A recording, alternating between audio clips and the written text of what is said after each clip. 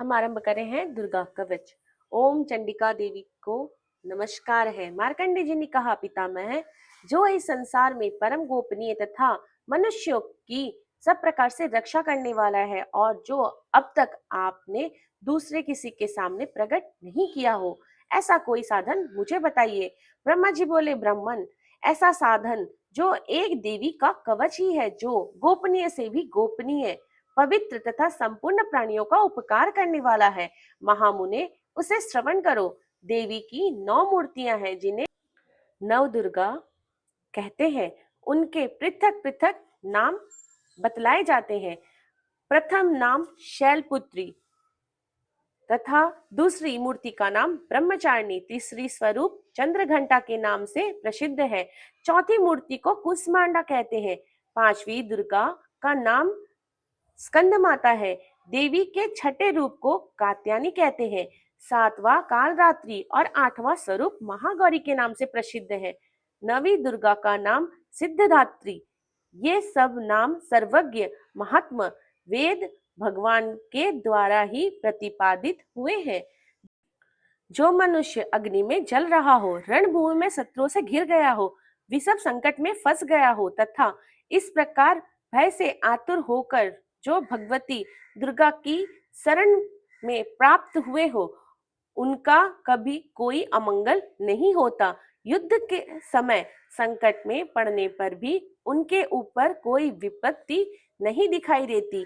उन्हें शोक, दुख और भय की प्राप्ति नहीं होती। जिन्होंने भक्ति पूर्वक देवी का स्मरण किया है, उनका निश्चय ही अभ्युदय होता है। देवेश्वरी, जो तुम्हारा चिंतन करते हैं, उनकी तुम निसंदेह रक्षा करती हो। चामुंडा देवी प्रेत पर आरूढ़ होती है। वाराही भैंसे पर सवारी करती है।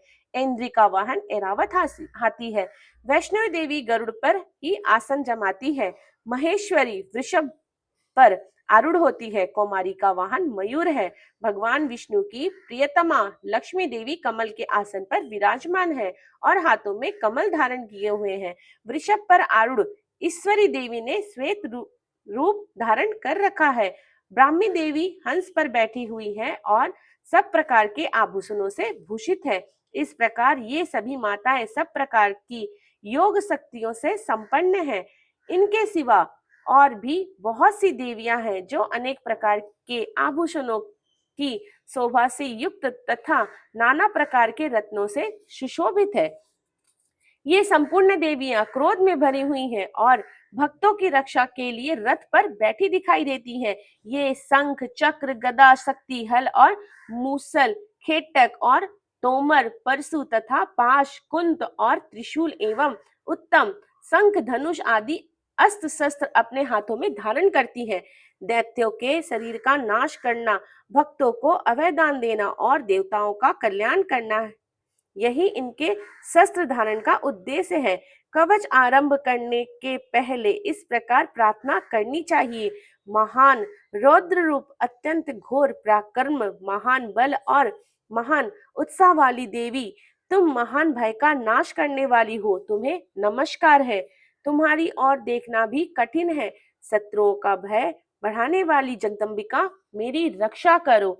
पूर्व दिशा में ऐन्द्री, मेरी रक्षा करें। अग्नि कोण में अग्नि शक्ति, दक्षिण दिशा में वाराही तथा नेतृत्व कोण में खड़ग धारणी मेरी रक्षा करें।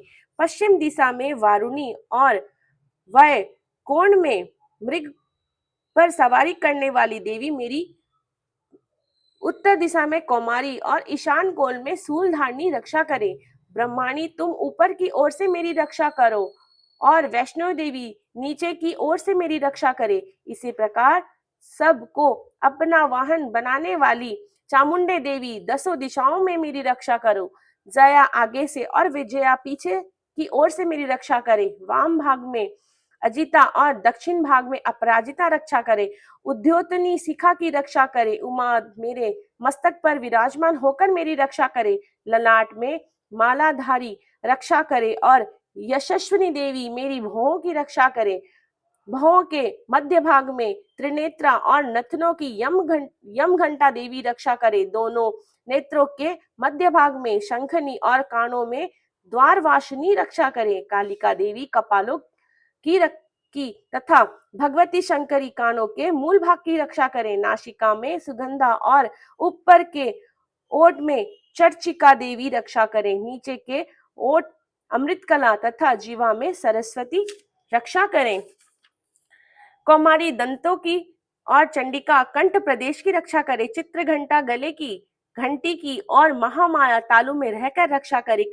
कामाक्षी ठोड़ी की सर्वमंगला मेरी वाणी की रक्षा करे। भद्रकाली ग्रीवा में और धनुधरी श्रेष्ठ वंश में रहकर रक्षा करे। कंठ के बाहरी भाग में नीलग्रीवा और कंठ की नली में नलकुबरी रक्षा करे। दोनों कंधों में खड़गनी और मेरी दोनों भुजाओं की व्रजधारणी रक्षा करे। दोनों हाथों में दंडनी और उंगलियों में अंबिका रक्षा करे।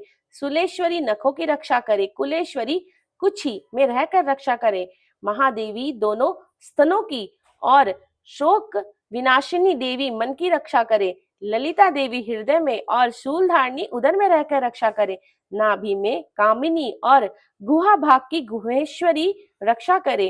पूतना और कामिका लिंग की और महिषवाहिनी गुदा की रक्षा करे। भगवती कटी भाग में और विंध्यवासिनी घुटनों की रक्षा करे। संपूर्ण कामनाओं को देने वाली महाबला देवी दोनों पिंडलियों की रक्षा करे।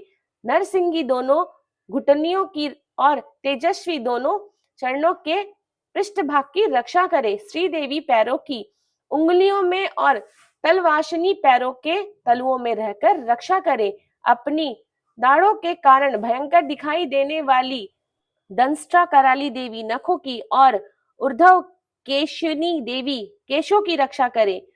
रोमा वालियों के छिद्रों में कौबेरी और त्वचा की बागेश्वरी देवी रक्षा करे। पार्वती देवी रक्त मज्जा वसा मांस हड्डी और मेद की रक्षा करे।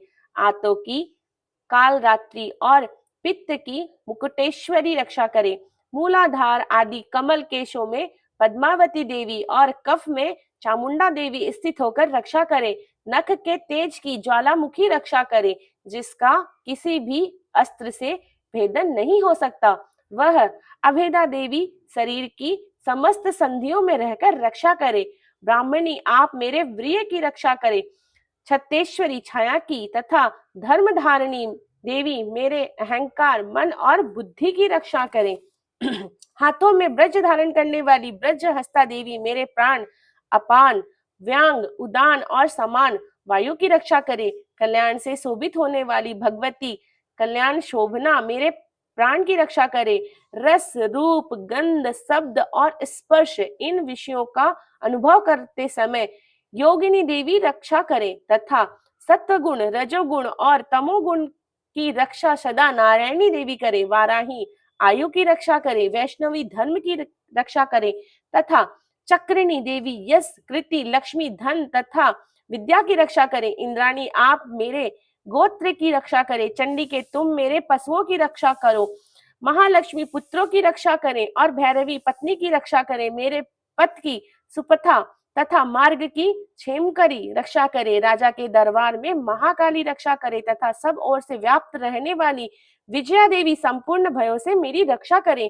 देवी जो स्थान कवच में नहीं कहा गया है एक अव रक्षा से रहित है, वह सब तुम्हारे द्वारा सुरक्षित हो, क्योंकि तुम विजयशालिनी और पापनाशिनी हो। यदि अपने शरीर का भला चाहे तो मनुष्य बिना कवच के एक भी पग ना जाए। कवच का पाठ करके ही यात्रा करे। कवच के द्वारा सब ओर से सुरक्षित मनुष्य जहां जहां भी जाता है वहां वहां उसे धन लाभ होता है तथा संपूर्ण कामनाओं की सिद्धि करने वाली विजया की प्राप्ति होती है। वह जिस अभिष्ट वस्तुओं का चिंतन करता है उसको निश्चय ही प्राप्त कर लेता है। वह पुरुष इस पृथ्वी पर तुलना रहित महान ऐश्वर्य का भागी होता है। कवच से सुरक्षित मनुष्य निर्भय हो जाता है। युद्ध में उसकी पराजय नहीं होती तथा वह तीनों लोकों में पूजनीय होता है। देवी का यह कवच देवताओं के लिए भी दुर्लभ है। जो प्रतिदिन नियम पूर्वक तीनों संध्याओं के समय श्रद्धा के साथ इसका पाठ करता है उसे देवी कला प्राप्त होती है तथा वह तीनों लोकों में कहीं भी पराजित नहीं होता। इतना ही नहीं, वह अप मृत्यु से रहित हो 100 से भी अधिक वर्षों तक जीवित रहता है।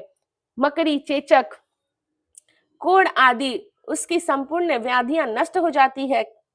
कनेर, भांग, अफीम, धतूरे आदि का स्थावर विष, सांप और बिच्छू आदि के काटने से चढ़ा हुआ जंगम विष तथा हाइफेन तथा तेल के संयोग आदि से बनने वाला कृत्रिम विष, ये सभी प्रकार विष दूर हो जाते हैं, उनका कोई असर नहीं होता।